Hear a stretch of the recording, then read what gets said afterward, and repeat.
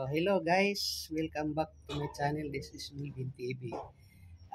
Ngayon guys, mag-DIY tayo. So, katulad nito guys, ito, ang tornilyo na original yan, pag ganon yung sprocket, pag ganon, di ba? So, pag ganon, alisin muna natin to. So, pag ganon, ito yung sprocket, pag ganon. So, ang ginawa ko is ganito.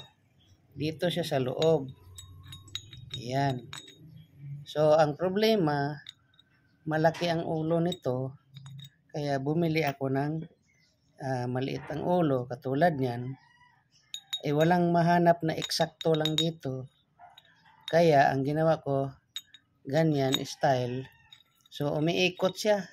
Umiikot. So, ang ginawa ko, winildingan ko siya ng square bar dito. Winildingan ko sa ulo. So, ang magiging resulta is ganito na siya guys. Ayan, may ulo na siya. So, kahit higpitan mo pa ng mabuti yan, yan yung may naghaharang na. So, di katulad ng ito lang, maliit. So, ang original talaga is ito. Kaya nga lang, dito kasi yan sa labas nakaganon. Yan, dito kasi yan. Yan, dito yan. Dito. Kaya binaliktad ko.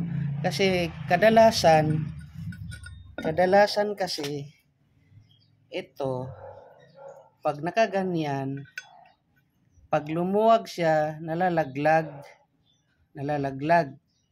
So, umaano doon sa may niya dito sumasabit, kaya nababaluktot at saka nasisira yung kanyang swing arm.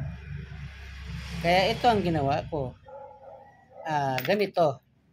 So, luluwag man tong nut, nalalaglag lang yung nut, pero ang bolt naiiwan, diba? Hindi siya aabot doon sa swing arm.